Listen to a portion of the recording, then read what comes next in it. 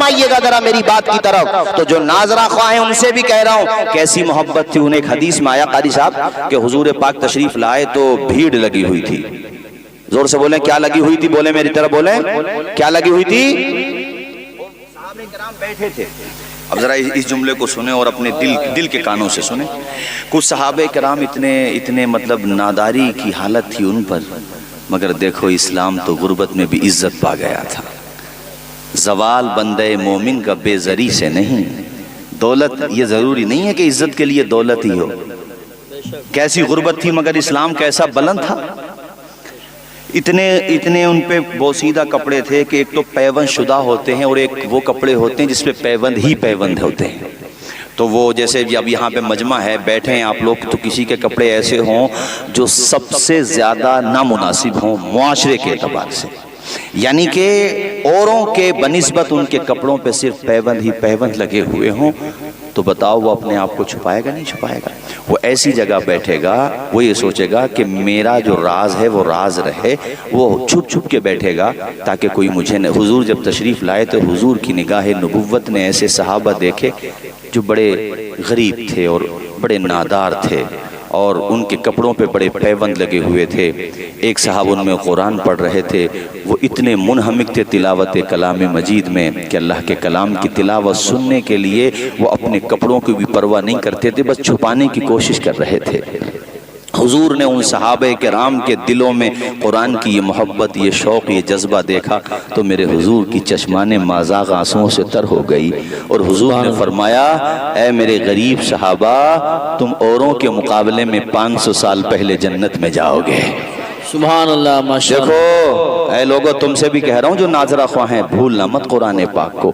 اس کو صرف رمضان کی کتاب نہ سمجھو، یہ تو ہر مہینے کی کتاب ہے، ہر گھنٹے کی کتاب ہے، ہر دن کی کتاب ہے۔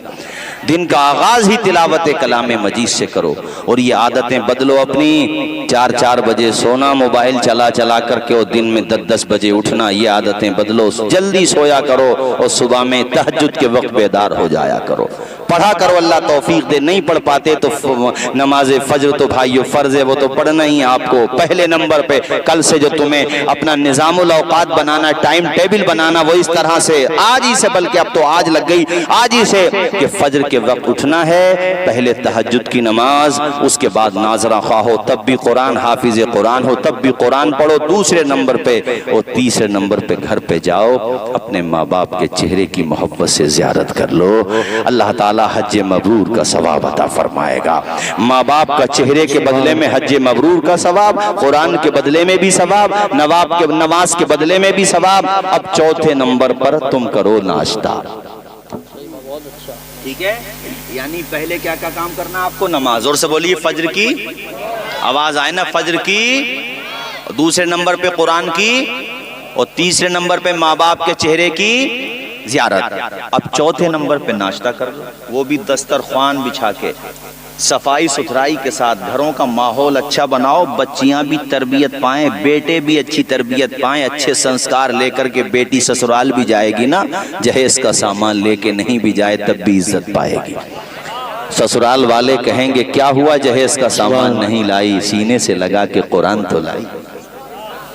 اس لیے اپنے دسترخوان بچھا کر کے ناشتہ کرو، اس کے بعد اب جاؤ کام کاج پہ۔ 40 دن فارمولے پہ استعمال تو کرو، اسلامک فارمولہ ہے، زندگی میں رنگ نہ آ جائے تو کہہ دینا مجھ سے آپ، فارمولے پہ استعمال کرو۔ ہمارے یہاں تو بالکل الٹا ہو رہا ہے، 10 بجے اٹھ رہے ہیں، صبح نہ منہ دھولا نہ کچھ کیا، سب سے پہلے اخبار پڑھ رہے ہیں۔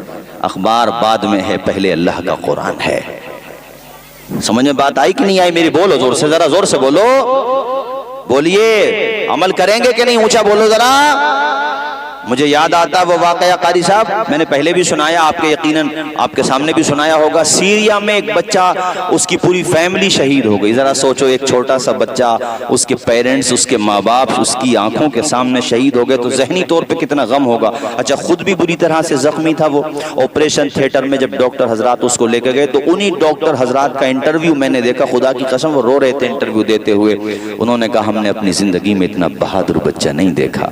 جب ہم اسے آپریشن تھیٹر میں لے کر کے پہنچے اور ہم نے اس کو ویل چیئر، جو مطلب جو جس جگہ پہ آپریشن کرتے ہیں اس کو لٹایا ہم نے، تو ہم گھبرا سے گئے، چونکہ آپات کال تھا اور بڑی افراتفری تھی، ایسی صورت میں دوائیں بھی نہیں تھی بے ہوش کرنے والی، تو ہمارے ہاتھ پاؤں پھول رہے تھے۔ بچے نے کہا جلدی سے آپریشن کرو، مجھے تکلیف ہوتی ہے۔ ہم نے روتے ہوئے کہا بیٹا بغیر بے ہوشی کی دوا کے تو بڑوں کو آپریشن کریں تو ہوش ٹھکانے لگ جائیں، تو بچہ ہے کیسے آپریشن کریں تیرا؟ تو اس بچے نے آپ دیدہ ہو کر کے کہا ڈاکٹر صاحب آپ آپریشن کیجئے، دوا نہ ہوا تو کیا ہوا، آپ ادھر اپنا کام کرو، میں اللہ کے کلام کی تلاوت کرتا ہوں، میں قرآن کی تلاوت کرتا ہوں۔ وہ ڈاکٹر روتے ہوئے بتاتے ہیں اللہ اکبر، ڈاکٹر کہتے ہیں ہم تلاوت کر رہے تھے، وہ ڈاکٹر کہتے ہیں ہم آپریشن کر رہے تھے، چیر پھاڑ میں بڑے بڑے لوگوں کی چیخیں نکل جاتی ہیں، ادھر ہم اپنا کام کر رہے ہیں۔ وہ بچہ جھوم جھوم کے قرآن پڑھ رہا ہے۔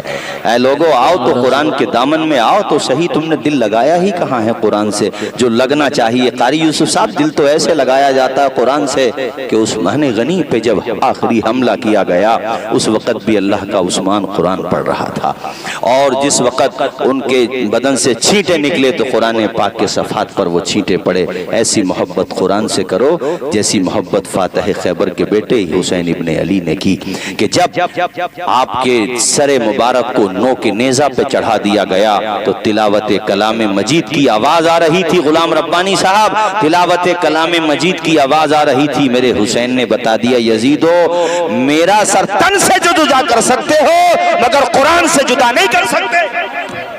بے شک سبحان اللہ، کیا کہنے، ایسی محبت کرو۔ اور حضور تو اللہ کی عبادت سے اتنا پیار کرتے تلاوت کلام سے کہ رب نے فرمایا یا ایھا المزمل قم اللیل الا قلیلا، اے چادر اوڑھنے والے پیغمبر آرام بھی کر لیا۔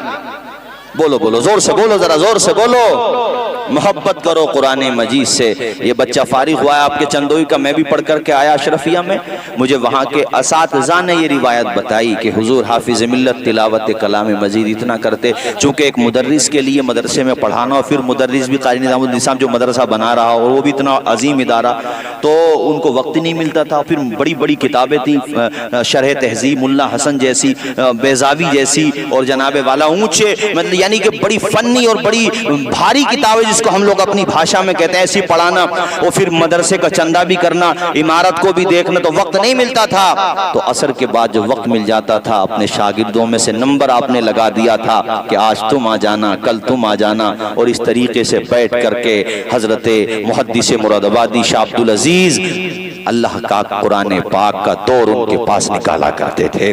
قرآن پاک پڑھا، انعام کیا ملا حافظ عبدالرؤف صاحب قرآن پاک کی محبت کا؟ پوچھو اس بچے سے تمہارے یہاں کا رہنے والا ہے، خدا کی قسم میں دعوے کے ساتھ کہتا ہوں، میں یہ تو نہیں کہتا کہ کوئی گھڑی ایسی نہ گزرتی ہوگی، مگر شاید ہی بہت کم وقت ایسا گزرتا ہے جب ان کے مزار پر کوئی نہ کوئی بچہ قرآن کی تلاوت۔ نعرہ تکبیر، نعرہ رسالت، نعرہ غوثیت، مسلک اعلیٰ حضرت فیضان حضور حافظ ملت۔